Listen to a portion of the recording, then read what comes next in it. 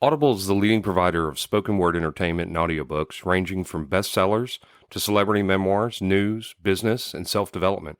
Every month, members get 1 credit to pick any title, plus 2 Audible originals from a monthly selection, and access to daily news digests from the New York Times, the Wall Street Journal, and the Washington Post, as well as guided meditation programs. Between a full-time job in IT and a full-time job in podcasting, it gets harder and harder to sit down and read the books I'm interested in. This is where Audible comes in. I can listen on my daily commute, relaxing, or while out running errands and still get in the books I've been wanting to get into. You can download titles and listen offline anytime, anywhere. The app is free and can be installed on all smartphones and tablets. Now you can try Audible risk-free with a special 30-day free trial by visiting audibletrial.com/Nerdery and Murdery. That's audibletrial.com/Nerdery and Murdery. Don't let your busy life get in the way of that great book you've been wanting to read. Go get your free trial of Audible today. This podcast is sponsored by BetterHelp. This is Jeffrey, and we've talked about many times before that I experience problems and struggles with my mental health, and really without a healthy mind, being truly happy and at peace is hard. The good news is therapy does work. It's helped for me, but what is therapy exactly? It's whatever you want it to be. Maybe you're not feeling motivated right now and would like some tools to help. Or maybe you're feeling insecure in relationships at work, or you're not dealing well with stress.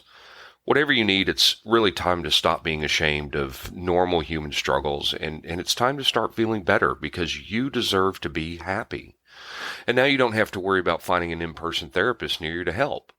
BetterHelp is a customized online therapy that offers video, phone, and even live chat sessions with your therapist, so you don't have to see anyone on camera if you don't want to. It's much more affordable than in-person therapy, and you can start communicating with your therapist in under 48 hours. So join the millions of people who are seeing what online therapy is really about. It's always a good time to invest in yourself because you are your greatest asset. And there's a special offer to Nerdery and Murdery listeners. You can get 10% off your first month of professional therapy at betterhelp.com/Nerdery and Murdery. That's betterhelp.com/Nerdery and Murdery. Thanks again to BetterHelp for sponsoring this podcast. Peace is a lie. There is only passion.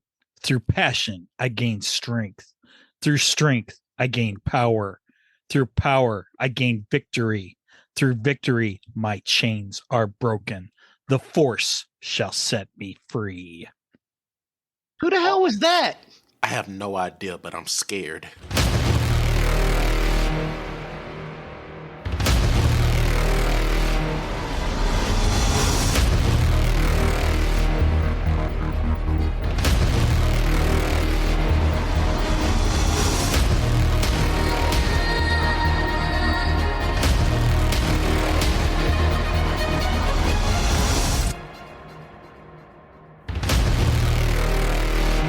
Awesome. Welcome to another episode of Nerdery and Murdery.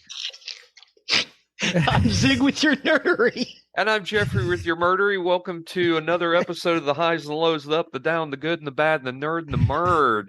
And in the house with us today, we have special guests, the illustrious, the splendorific, the wonderful Stephen and Mike from Two Geeks and a Microphone. Welcome, guys. Hey, Good morning. And we also have Megan with us from the show. Megan! Awesome. Megan's digging out some vinyl right now. It's good stuff. Listen, if you want to geek out on vinyl, I can start pulling out some 80s metal. And As long as it's not damn death metal.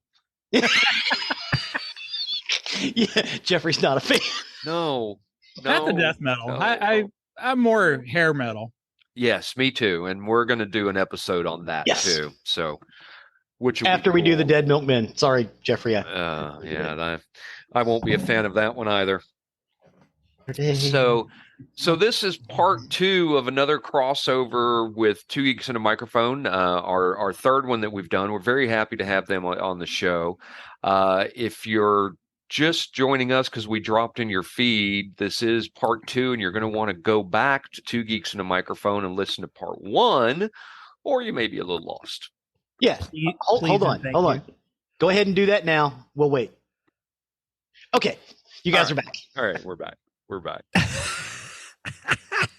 I love time travel. I do too. Great. It's a wonderful thing. Yeah, so we were on their show. We did part 1 where we covered the Sith Lord Darth Bane. And in this one, Zig will kick us off here shortly, and we'll start off with the talking about Darth Zannah, or Zannah, or we're not sure how to pronounce it yet. Who was Bane's You say apprentice. Zannah, I say Zannah. No. Zannah. And then we'll go over into the murdery side. It's not a part 2 of a murdery. What I did for Mike and Steven is I covered serial killers from the area of the country that they live in. So we got to creep out Steven with one, and You very successfully creeped out Steven. We're going to creep out Mike with another one. all right. With the St. Louis area, I think it'll be easy for you to find something. Yeah. Unfortunately. Yep. Oh, we also found out that Mike lives up the street from Cahokia, which was the big mound Yes. ruin, which it was like the biggest city in North America. I've been there. 1200. Yeah. Yeah. Yeah. So I was watching the Y Files. I'm nerding out with the YouTube channel, the Y Files, and they brought up Cahokia, how it was one of the largest metroplexes in how long ago? Like 1,000 years ago or something like that. Wow. Yeah. Wow. Yep. It's fascinating. I'll And they're go there also and- wondering what's below those mounds too. Yes. Is another thing. Zig, I'll go there and take a picture at the top of the mound for you. Top of Monk's Mound, please. I'd be glad to. It has been a while since we've been over there. Yeah. Yep. Awesome. Well, with that, Zig, I will let you take over on the nerdery side of the house. Excellent. So I got most of my stuff from Wikipedia, not Wikipedia, Wikipedia, which is the Star Wars database for knowledge. And it's usually pretty good. It's broken down into 2 sections. You've got what you consider your canon section and what you consider your legends section. All the stuff I got for Zannah was out of canon. So Oh, I wow. figure you guys want to dive into the legend stuff, we can do that. So I just got a couple of pages of notes. I'll get through, and then we can spiral off into all kinds of crazy stuff. We derailed their show like 3 times with books. Hey, let me tell you, it was awesome. It was. I'm so excited. It doesn't hurt that this is the 3rd one of these I've had today. Nice. Nice. Oh my god! I'm on my second iced coffee, so. Okay, so Darth Zannah, Which, we're by gonna the call her way, Zan. one of the reasons I'm so interested in this is she is my daughter's favorite Sith Lord. Yes. Oh, Yes. cool. Okay. Ooh, I Yeah. can't wait. Ooh. Yes. All right. Yes. So big shout out to the kiddo. So which pronunciation are we going to go with? I say Zannah. Zannah. Okay, that's what we'll do. All right, sounds good. It's pronounced Zannah. Just had to get George Lucas. I've been broke down twice today.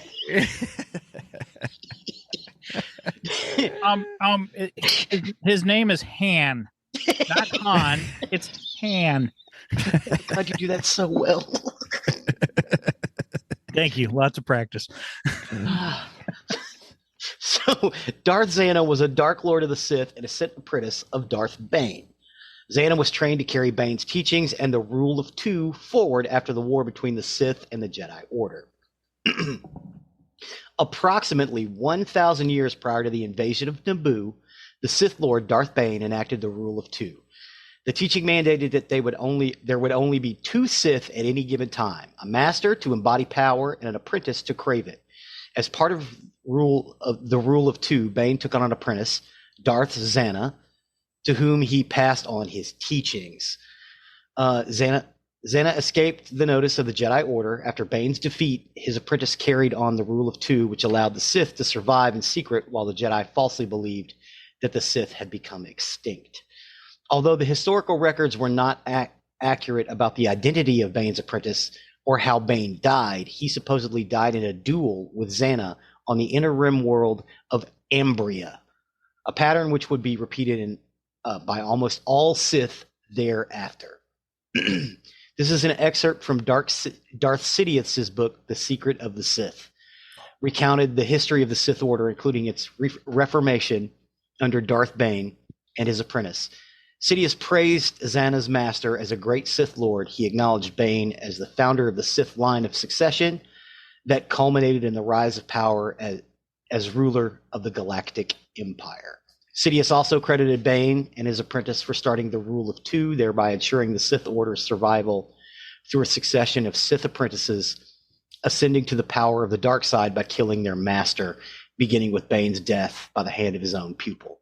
Though not all Sith apprentices were able to supplant their masters, Sidious successfully completed his apprenticeship by killing his master, Darth Plagueis the Wise.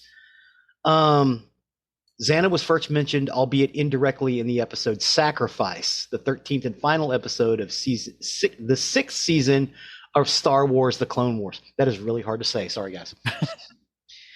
Zannah was first identified by name in the magazine Star Wars Helmet Collection 2. Darth Bane's apprentice was first mentioned in Terry Brooks' novelization of Star Wars Episode 1, The Phantom Menace. As the novelization was written before the identity of Zannah was established, it refers to Darth Bane's apprentice as him.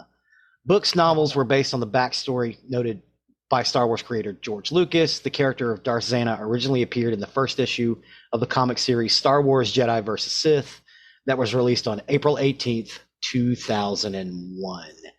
Everything other than that is considered legend. That is what is considered canon. Right. What?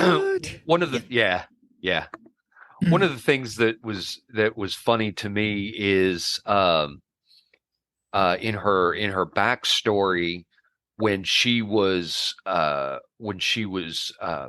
separated, because she was originally recruited to fight for the Jedi's Army of Light during the Rusan campaign.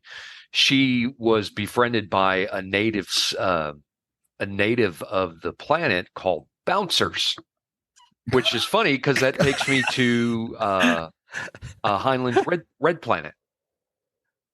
Bouncers. So yeah, funny to me. Wait, are we talking about Heinlein, the author we just talked about? Yes. Yep. Oh wow. I'm telling Oh you, my God! Everybody rips off the classic sci-fi novelists. Yeah, it sounds like it. Sounds like it. Wow. Where have I been? Hey, I just got to compliment you too, Zig, and also you, Jeff, because I'm always learning new things from you guys, but also getting introduced to all kinds of crazy stuff. I mean, just fascinating. When I say crazy, I mean really cool stuff, kind of thing. So now I got another book. Everybody just before the show, they gave me like 400 books that I need to. Now we did warn him. We did warn him. There was a couple rabbit holes we gave him. Like, you're going to go down those. Sure turn around and have. You sure did. So Red Planet Bouncers, and that's where Zannah is from. Well, she's from Rusan, but Bouncers was a species on Mars. Okay. Cool. Okay. I didn't know Xanon really had Zannah or Xanon, whatever we call her.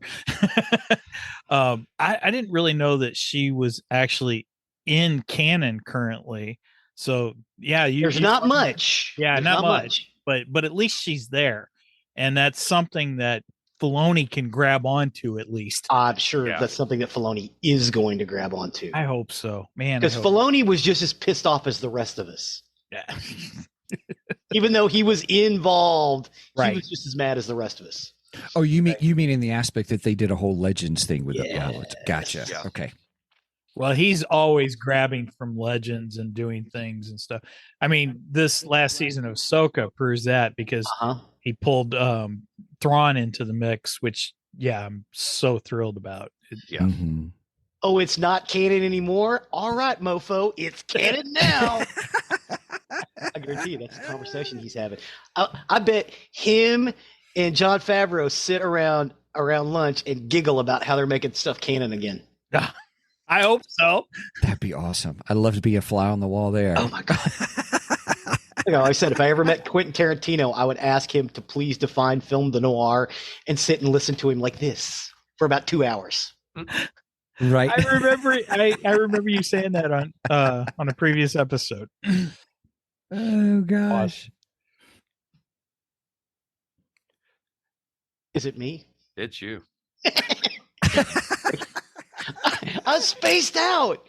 I know. So again, there's not that much information on Zannah that is officially canon.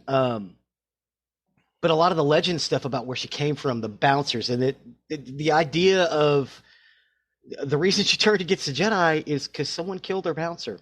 Right. Wow. That was it. Okay. It was loss. It seems like every Sith becomes a Sith because they have something against the Jedi. Mhm. Although Bane really didn't have anything against the Jedi. Bane was more his father, Right. and the miners and so on and so forth. So I guess he's kind of the exception to the rule. He was against the Sith Empire because he thought, oh, this would be great if we did it right, but we're not doing this right. We're doing So we're so doing wait a this minute. wrongly. Are we saying Darth Bane was part of it was suffered from the McDonald triad that we brought out in the last? He could have. Sure could have been. I don't remember him torturing animals though. Did He you set set things on fires, fire? though, didn't he? Yeah, there we go. 2 out of 3. Well, he was great at the Force lightning, that's for sure. Oh, and you mentioned the Darth Plagueis novel. Mhm. That is one of my all-time favorite Star Wars novels. I highly recommend Plagueis if you have not read it. Darth Plagueis the Wise. Yeah. That's James Lucerne, right? Yes, it is. Yes, it is. Gotcha. Is the Now author. that's been deemed non-canon, but which I think is silly because it enhances episode 1, the Phantom Menace. Yeah. Well, going back to the bouncer, our window of opportunity here. I can't not do that when someone says that word, by the way. I'm We've so done gonna it do that so from here much. on out now. Want to see something else? No. Okay. My arms hurt. Okay. Idiot. I love it when you say that. We got a shirt now that says you're an idiot. Yeah. Nice. The bouncer is the killing of the bouncer is directly related to how her story unfolds, because the bouncer was murdered or was killed by Jedi scouts, and Zannah, who was then known as Rain, she was so angry she murdered 2 Jedi scouts, and this caught the attention of Bane. Aha. See, it's been a long time since I've read the main trilogy, and I just refamiliarized myself with the first book, but I haven't gone back and listened to the second and third. Now I'm gonna have to do that. Yeah, her rage and anger was so great that it caught Bane's attention. Nice. Well, Bane did murder his father. Yes. And he didn't actually intend to do it. He just did it through the Force, not knowing he did it. And just by stating, I wished you would die. I wished, I don't remember all he said, but basically, the book described it like a hand just crushing his father's heart. Mm-hmm. Is the way it described it. So I could see why that would get Bane's attention. Oh yeah. And that's when he took her under his tutelage and began training her. And interestingly enough, she began a lot of her studies into Sith magic. Wait a minute. Sith magic, like a cross between the Night Sisters and the Force? Yes. Yeah. I mean, Sith magic is very much related to the Dathomir Night Sisters, Sith sorcery. To different than actually using the Force. Okay. I'm trying to figure out how to describe it. How to describe it best. It's Sith sorcery, Sith magic is generally those who can completely embody and release the full energy of the dark side. It's a much deeper tapping into the dark side of the Force.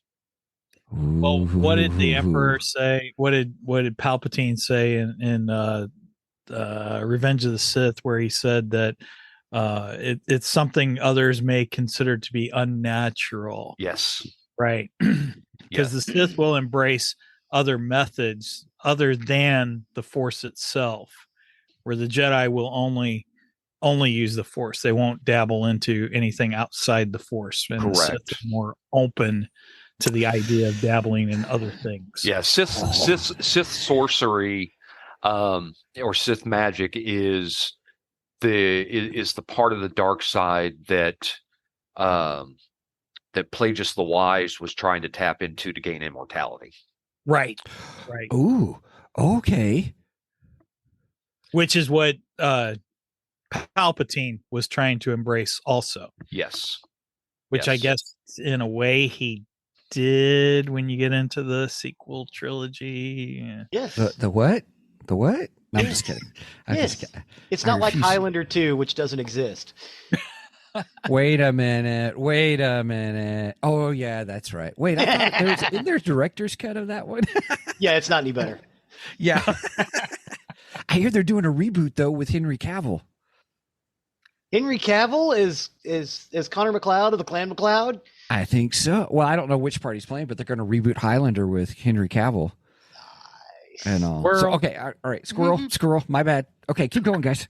I love this. Window of opportunity. I saw that, Zig. Nice. No, I don't have to do it when he says it. It's a scratch in my brain I have to itch. So yeah, but it's the idea of the Dathomirian sisters or the Night Sisters of Dathomir and how this magic plays out. It's not just the Force, it's other things as well. I think that's why they didn't want this stuff to necessarily be canon, because it's a lot of stuff to keep up with.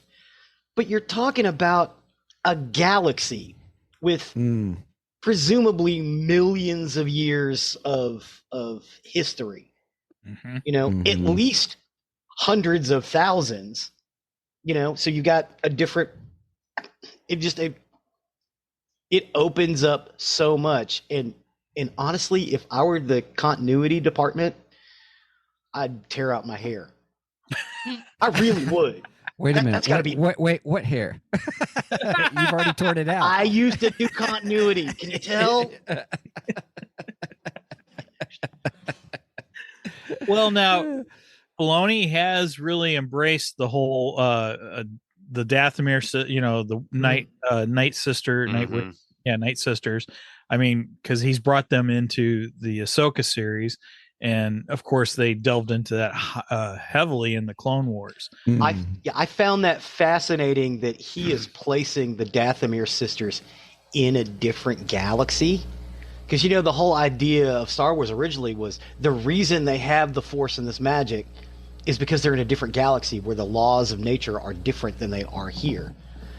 When he takes those Dathomir or this Night Sisters and puts them in a different galaxy, he does the same thing for them because Dave Filoni is a flippin' genius. Well, I hope we get to see Dathomir.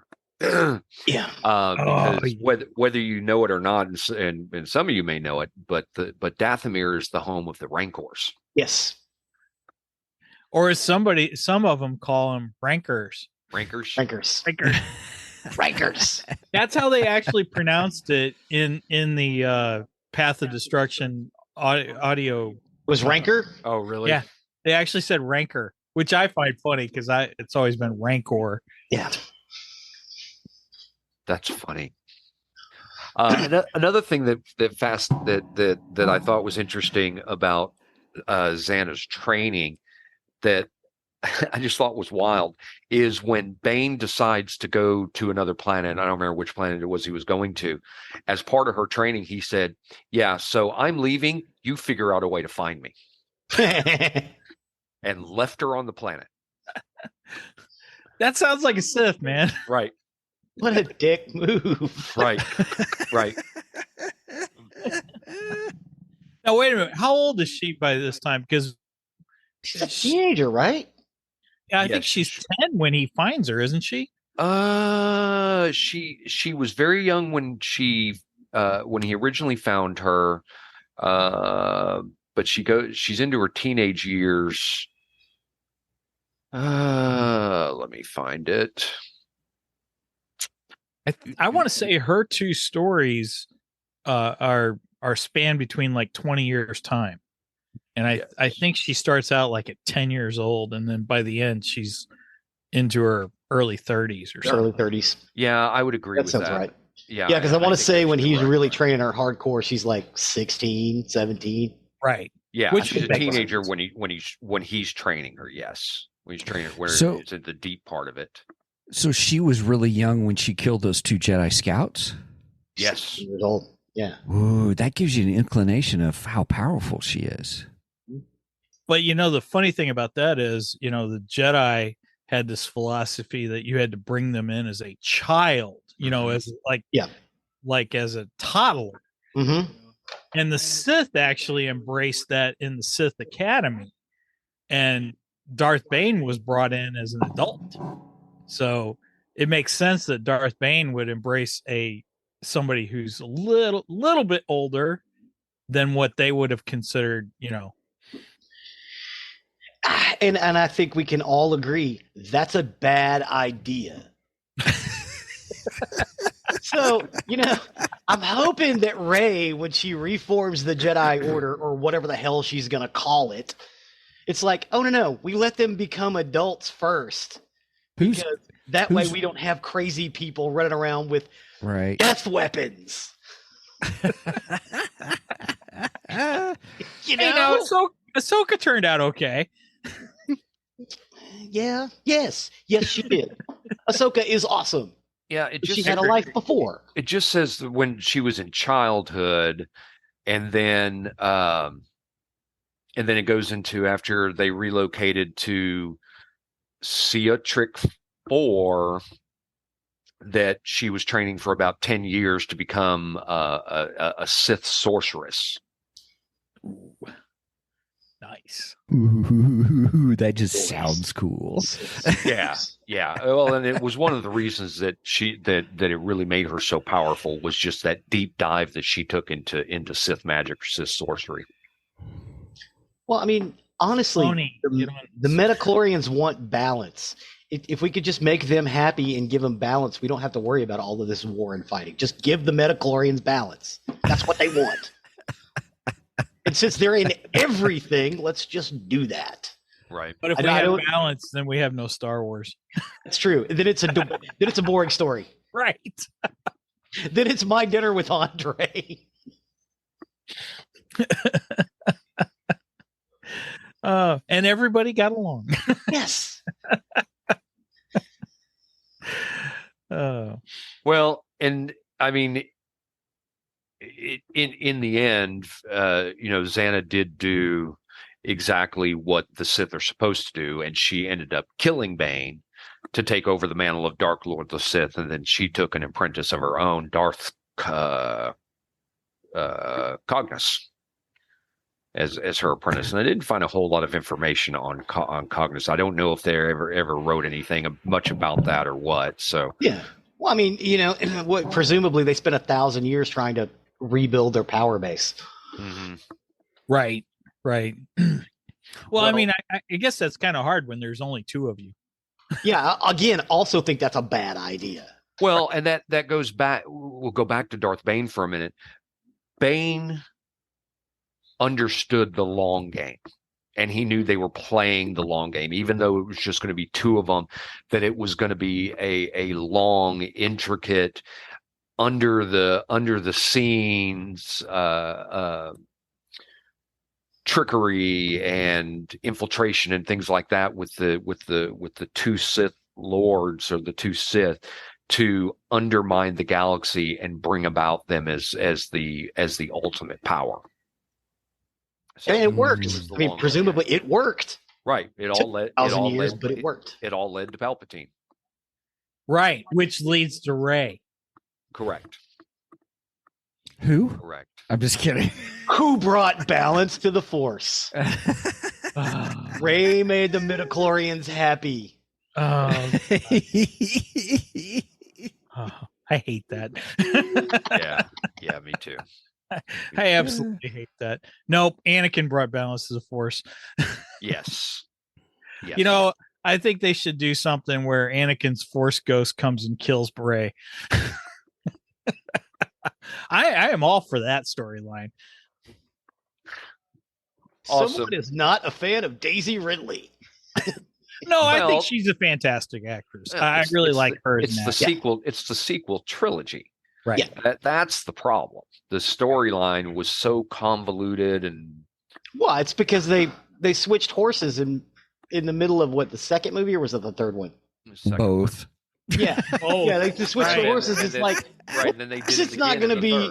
Yeah, you rewrote it 3 times and then had. And then they three actually different brought directors. in horses into Star Wars. which Yes, was they weird. did. Yes. To illustrate the fact that they switched horses like 4 times. It's crazy. It's crazy. All right. Well, what else about Darth Zannah do we want to discuss? All the pictures of her drawer is looking a lot like Mara Jade. I thought that was interesting with face paint. I didn't think Mara Jade. I thought that the newest Sith in Ahsoka looked more like what they were Envisioned her. Envisioned. Yeah, there we go. There's a Mara Jade right there. Oh, look at there. I have my Mara Jade Black Series action figure, which is a beautiful action figure. Yes, it is. That's awesome. So what I hear you saying is like the Shin Hati is kind of like Darth Zannah. I think she looks a lot more like they portray Zannah. Yeah.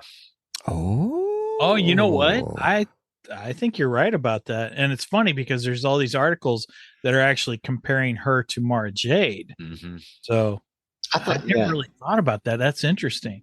We need to do a deep dive on some images. I love it.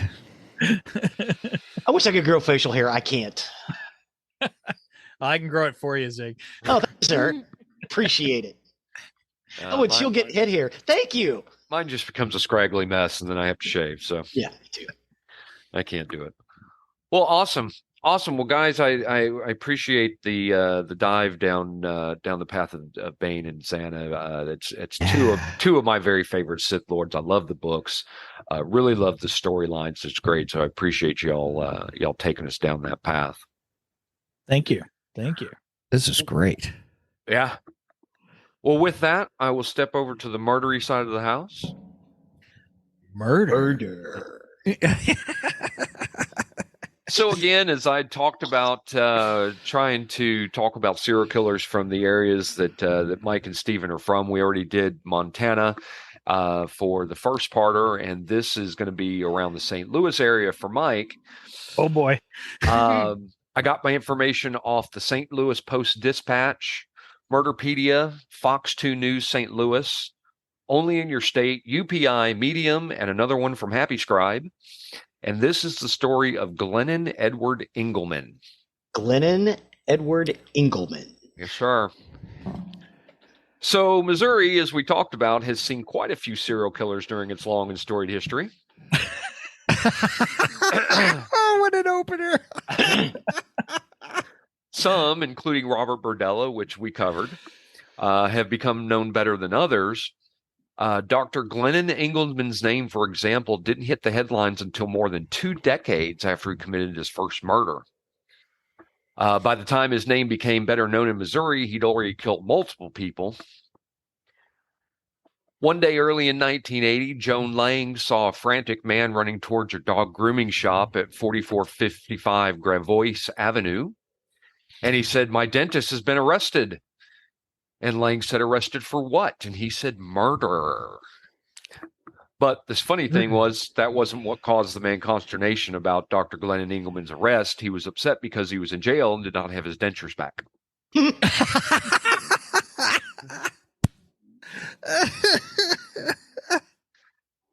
The arrest did cause consternation among some of the patients of Engleman who had his office in the 4600 block of Gravois Avenue. Others knew him as a good dentist, and citizens were shocked. But when a jury in federal court on September 25th, 1980, found Engleman guilty in the January 14th, 1980 car bombing that killed Sophie Marie Barrera, police saw it as a step towards wrapping up investigations that began 22 years earlier. What? A 22-year investigation? Mm-hmm. When he was behind bars, Engleman bragged it took the Soviet satellite Sputnik and Cuban leader Fidel Castro to take him off page 1 of the St. Louis Globe-Democrat. Holy cow! Well, it takes the St. Louis PD some time. Right. They're still looking for a 1986 Blazer that got stolen. Oh my God. Sorry, man. So again, there's what we said before. Cops in the 60s and 70s had no idea what they were doing. Right. I think they were just drunk all the time. I don't know. Right. I don't know what was going on. So Glennon Edward Engleman was born February 6, 1927. He was an American dentist, contract killer, and serial killer. What a combination. Wait a minute. Some people may say dentists like inflicting pain, so Right. maybe that. Exactly. Exactly. Be a dentist. Little shop. I love it. Little shop of horrors. I love it. Dr. Engleman was, by all accounts, the trusted dentist of a loyal clientele in St. Louis, but he lived a dark, secret double life. He was a compulsive gambler and was known to be involved in shady business deals, and he was also a womanizer and had a number of affairs. He was a U.S. Army veteran and a St. Louis dentist, and he planned and carried out at least 5 murders for monetary gain over the course of 30 years. He was already serving 2 life sentences in a Missouri state prison when he pled guilty to the murder of a man and his wealthy parents in a separate contract killing that occurred in Illinois. Engleman was a sociopath, once stating that his talent was to kill without remorse, and he enjoyed planning and carrying out killings and disposing of the remains in order that it would net him financial rewards. We've talked about people who've done that before. I have dancers in the background. It's cracking me up. You know you're on camera, right? Oh, goodness. Sorry. No worries. That's all right. Prior to the murders, Engleman had tried his hand at hunting, which became a consuming hobby for a time, and according to family members, he kept body parts as grisly trophies. He was slight and balding, and he appeared to be a kindly old dentist in the quiet South St. Louis neighborhood where he lived and practiced. But prosecutors said the mild-mannered demeanor was a facade for a madman who derived sexual pleasure from killing and mesmerized young women into setting up their husbands as targets for murder-for-profit schemes. Wow. Wait, so he was a dentist, Yes. a sociopath, Yes. and a murder-for-hire guy? Yes.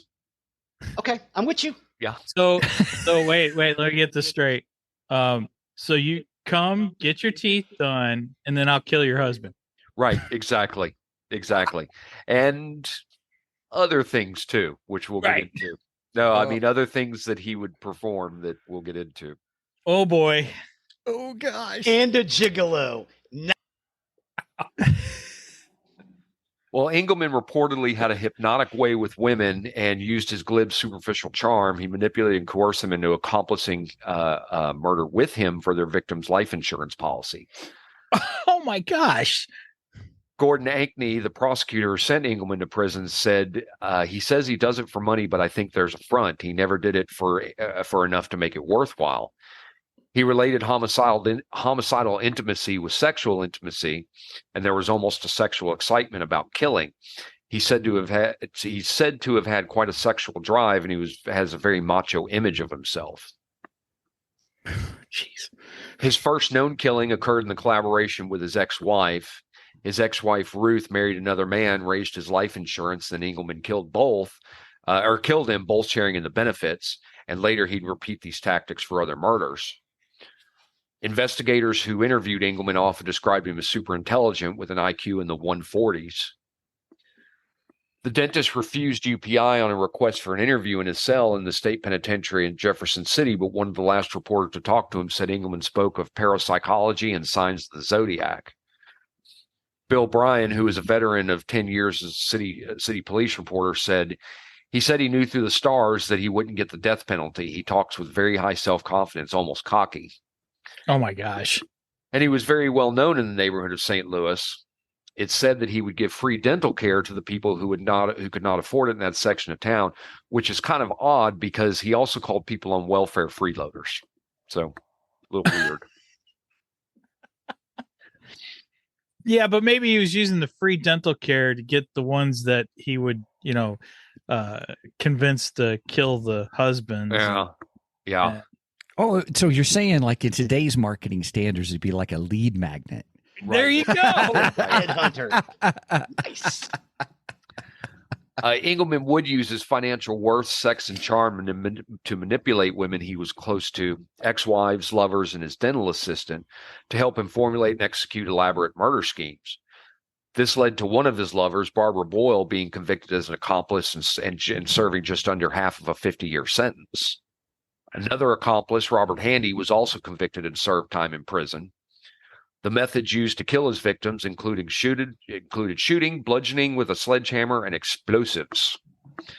But his exact number of victims is unknown. Oh my gosh. He's the subject of Susan Crane Backhost's 1988 book, Appointment for Murder, and the cases against him were reenacted in a rare two-part episode of the crime documented series, The FBI Files. He was born the youngest of 4 children. He was raised in the middle class and lived in a nice home which his parents owned. He was also raised in a strict Catholic family and attended parochial schools. His father was a member of the U.S. Air Force, but then switched careers and worked on the railroad. And academically, he was an above-average student in school, but he didn't excel in any way. He also didn't act out in any way. He graduated in dentistry at Washington University in St. Louis in 1954, and he had been admitted under the GI Bill, having previously served in the U.S. Army Air Corps. In 1958, Engleman is suspected of the death of James Stanley Bullock, who was 27, who was a clerk for the Union Electric Company of Missouri and a part-time student. He was shot near the St. Louis Art Museum. Edna Ruth Bullock and James Bullock were married on June 28, 1958, and they'd been married for 5.5 months on the date he was murdered. James had been shot once in the chest with a shotgun and twice in the head and once in the left shoulder with a .22 caliber pistol. And Edna Ruth Bullock was Engleman's ex-wife prior to her marriage with James Bullock, and she collected $64,000, which in today's money is equivalent of about $649,000 from James's life insurance. Edna never did get prosecuted, though, due to lack of evidence. In 1963, Engleman is suspected in the murder of Eric Fry, who was a business associate of Engleman's at the Pacific Drag Strip, in which Fry and Engleman were partners. On the property, there was no well that Engleman wanted to seal with dynamite. Engleman struck Fry with a rock, pushed him down the well, and used the dynamite to blow him up afterwards. Dang! Yeah. And then without a second thought, Engleman launched into theatrics and began yelling for help at the top of his lungs. He screamed Eric's name over and over and demanded someone get to a phone and call an ambulance, and the murder was ruled accidental. Wow. He then divided the insurance proceeds with Fry's widow. Fry's widow received $37,000 in insurance benefits, and she later gave $16,000 to Engleman, who was a professed explosive expert. The drag strip went bankrupt in 1964, and Engleman decided to go back into dentistry, but it wasn't long before he was killing again. In 1976, Peter Halm was shot in Pacific, Missouri. His wife, Carmen Miranda Halm, a former dental assistant trainee who had worked for Engleman, had known him since childhood, ordered the hit to collect. Did you say Carmen Miranda? Carmen Miranda Halm, yeah. Did I lose you? Oh, Zig, you went on mute, dude. I'm sorry. I think it was odd that their parents named her after Carmen Miranda. I'm just sorry. It caught my attention. Sorry. No worries. She ordered the hit to collect a $75,000 policy, which in today's numbers is $309,000. And this is where we talked about other things outside of dental practice. Engleman had once given Carmen an abortion in the dental chair at his own practice. Oh my gosh. His medical knowledge in this was self-taught, and Oh my gosh. Carmen almost bled to death during the procedure and had to be hospitalized. Imagine that. Uh-huh. But she thought that she felt she owed something to Engleman as she hadn't felt prepared to support a baby. She collected the life insurance and gave $10,000 of the insurance to Engleman. Engleman ended up getting convicted of capital murder for killing Hall and sentenced to life in prison with no possibility of parole for 50 years. In 1977, Arthur and Vernita Goosewell were at their farmhouse near Edwardsville, Illinois. Arthur was shot. Huh? I know Edwardsville. You know Edwardsville? Yeah. Arthur was shot and Vernita was bashed to death. Engleman then murdered their son Ronald in East St. Louis, Illinois, 17 months later, so his widow Barbara Goosell Boyle could claim the millions in life insurance she had taken out of her husband, and she was the sole heir to his parents' oil business.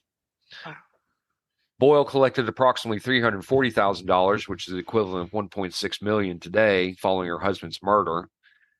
She was charged in the murder of her husband, Ronald Goosewell, who was 33 in March of 79, and the death of his parents, Arthur 61 and Vernita 55, in November of 77.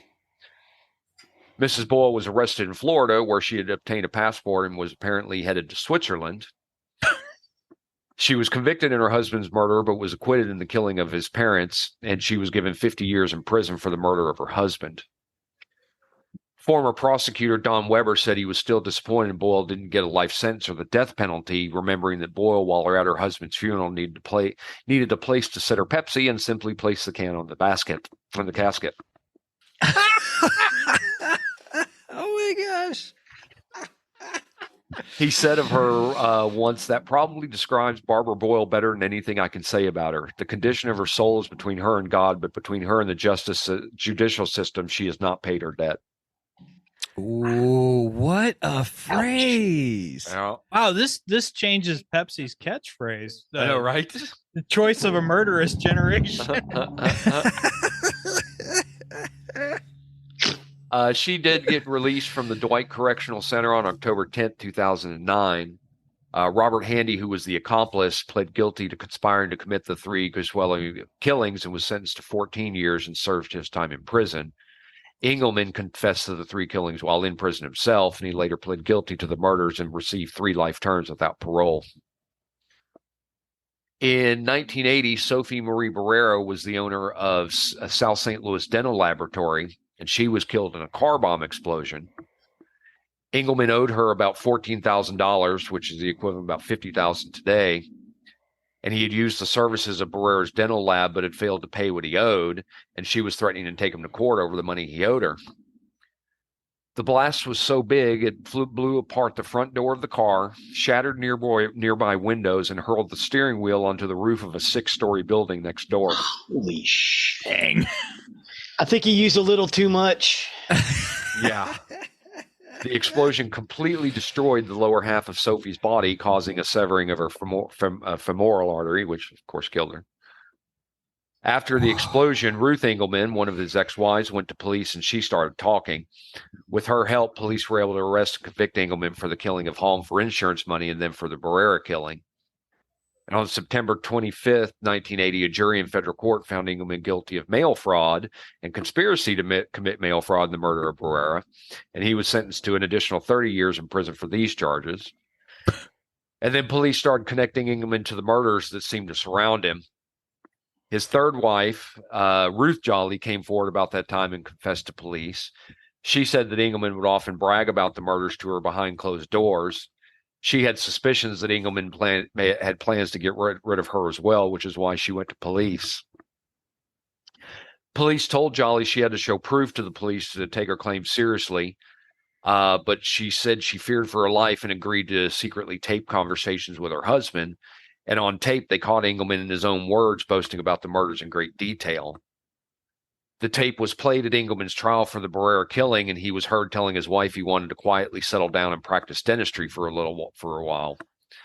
There's no possession on my part, no driving urgency to keep getting rid of my fellow man, Engleman said. His wife pressed him for a reason for his murderous ways, and Engleman simply said, money, money, money, money. He likes that cash money. Yes, he does. But he also talked of a nice camaraderie that you have and closeness with the women who helped with the killings. Camaraderie. I wonder if that's euphemism for something. Right. Authorities do believe that Engleman... It gets pretty steamy when you're committing crimes together. Right. Authorities do believe that Engleman constructed the bomb, but that a second man actually planted it. The man's identity is known, but prosecutors said they lack enough evidence to bring him to trial at this time. In a later trial, Engleman was also convicted of damaging a vehicle in interstate commerce by means of explosive, also in relation to Barrera's death, and had 30 years added to his sentence. He's never getting out. Engleman was also accused of the murder by her son, Frederick Barrera. And Engleman was also convicted in state court of capital murder for the killing of Barrera, receiving a life sentence with no possibility of parole for 50 years after jurors spared him the death sentence. Bill Bryan, a Post-Dispatch reporter who had covered all of Engleman's trials for the Globe Democrat, said he had no conscience when it came to killing.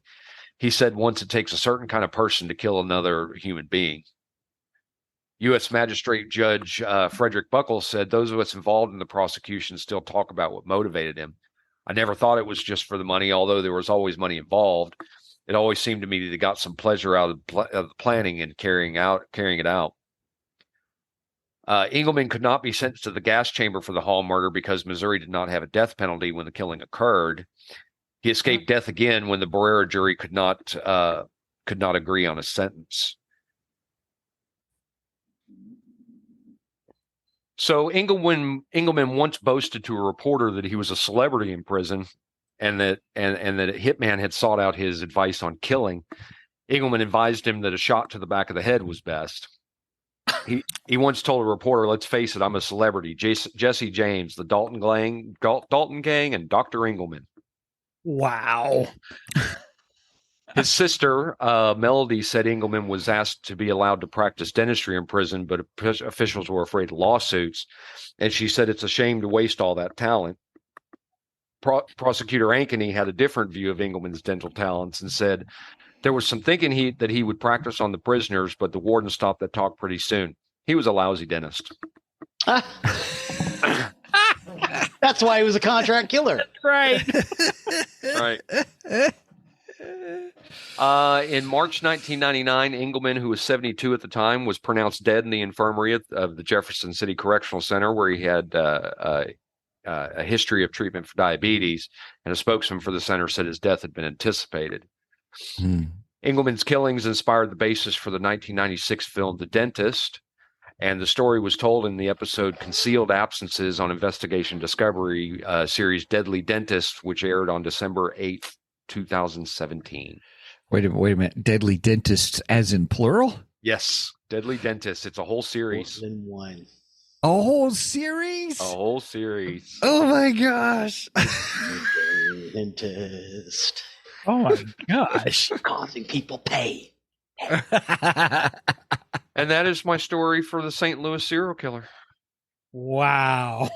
Thank you, sir. I don't think I'm ever going to the dentist again. I have a great dentist, by the way, who is not a killer, at least not that I know of. But is he a gigolo or a contract? As far as I know, Right, not. exactly. Yeah. Exactly. Yeah.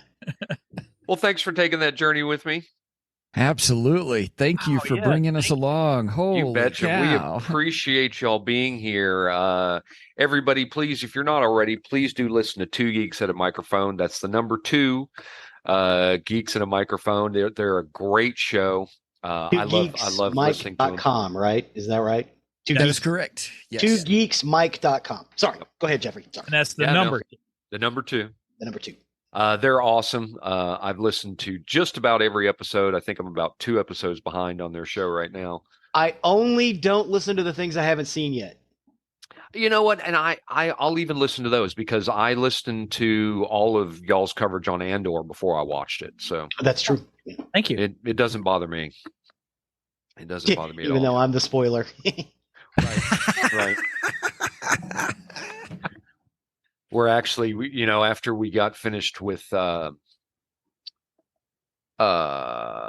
we finished Moon Knight. Oh, and Miss Marvel. After we finished Miss Marvel, we were like, we'll go and we'll watch something else for a while because we want Loki to go all the way through before we watch anymore because we really like to keep watch him and binge him and everything like that. But I had forgotten that we had not watched She-Hulk yet, so that's going to be the next thing we're going to watch. Oh, I'm sorry. I loved She-Hulk. I thought She-Hulk was great. They break the fourth wall a whole bunch. That's very Parker Lewis. She-Hulk is supposed to break the fourth wall. That is what the character did in the comic books, but I don't know. Broke some other walls too, I think, in that show. Yeah, I heard all of y'all's episodes on that too, but I'm going to give it a watch. So, and I was excited right about on. it actually, and it was a rough watch. But I applaud you. Make your own opinion. That's cool. Yeah, I look forward to hearing. So yeah, I appreciate, Zig, that you liked it. You have the right to be wrong. In my defense, I like a lot of weird stuff. It's very true. And it kind of creeped into the weird stuff vibe, and it made me happy. I can agree with that. Yeah, I loved Moon Knight. Moon Knight was great. I really enjoyed that. Really enjoyed that.